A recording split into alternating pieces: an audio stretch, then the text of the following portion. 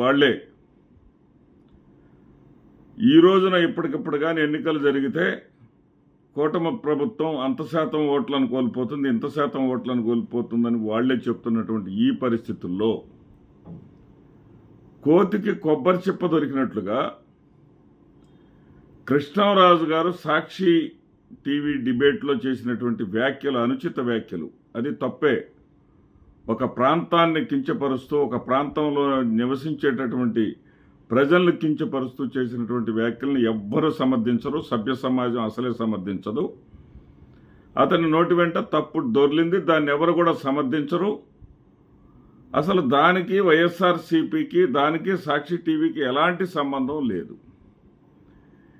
ఇక్కడ అయినప్పటికీ కూడా, ఎందుకంటే జగన్మోహన్ రెడ్డి గారి వ్యక్తిత్వ హననం మీదే తల్లిని దూరం పెట్టాడు, చెల్లిని దూరం పెట్టాడు, ఈ విధమైనటువంటి ప్రచారం చేసి బాబాయిని చంపాడు, ఇలా ప్రచారం చేసి ప్రజల మెదళ్లను కలుషితం చేసి అధికారంలోకి వచ్చినటువంటి వీళ్ళు మరలా దానినే నమ్ముకున్నారు.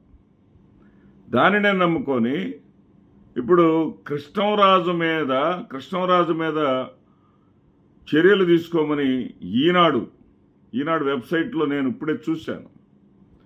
ఈనాడు వెబ్సైట్లో ఏం రాశారంటే, సాక్షి జర్నలిస్ట్ అయినటువంటి కృష్ణంరాజు ఎంత అబద్ధమో చూడండి.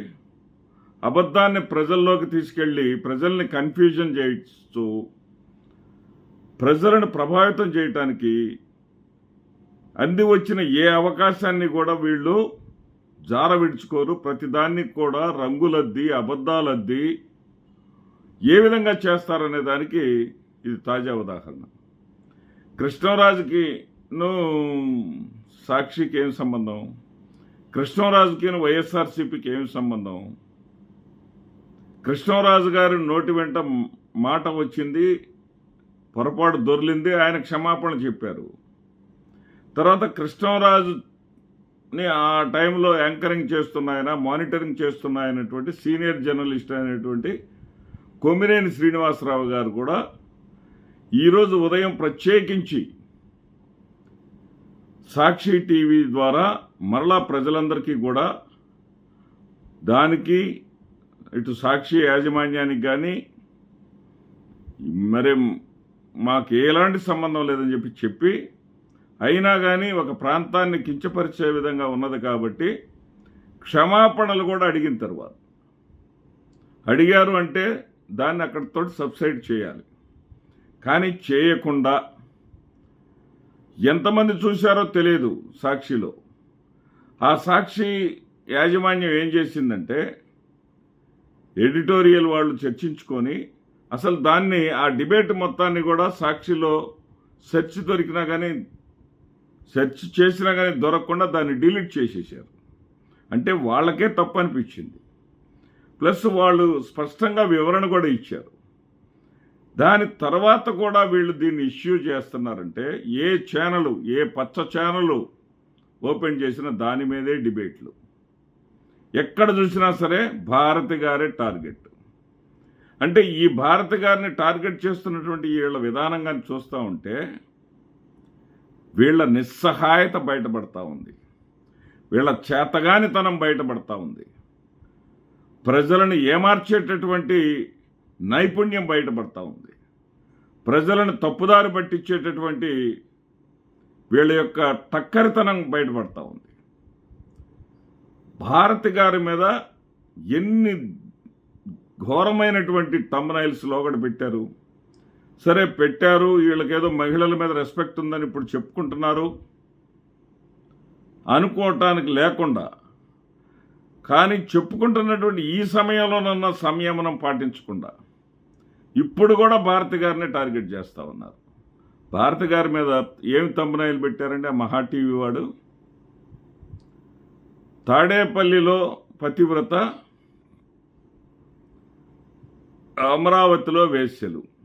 ఎవడండి, ఏంటండి ఇది? ఎటుపోతున్నాం మనం? ఆ మధ్య తాడేపల్లి ప్యాలెస్లోనే ఏదో జరుగుతున్నట్టుగా, వ్యభిచారం జరుగుతున్నట్టుగా ఏదో చెప్పాలంటే బాధగా ఉంది మాకు. వార్తలు రాసినటువంటి మీరు దేనికైనా సిద్ధం. అసలు దాన్ని ఎంతమంది చూశారో కూడా తెలియదు, అసలు ఎవడు కూడా పట్టించుకోలేదు దాన్ని హైలైట్ చేస్తూ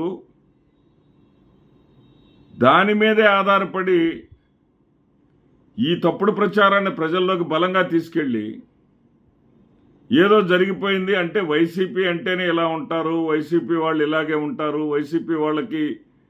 వైసీపీ వాళ్ళంటేనే క్యారెక్టర్లెస్ అనే దాన్ని ప్రజల్లోకి తీసుకెళ్ళి మరొక్కసారి అధికారంలోకి రావాలనేటటువంటి కుచిత బుద్ధి తప్ప ప్రజల గురించి ఆలోచిద్దాం. మనం ప్రజలకేం మాట ఇచ్చాం, ప్రజలకు ఏం ఆశలు పెట్టాం, మనం ఆ ప్రజలకి ఆశలు నెరవేర్చడానికి మనం ఏం ప్రయత్నాలు చేద్దాం అనేది ఏ కోశాన లేదండి.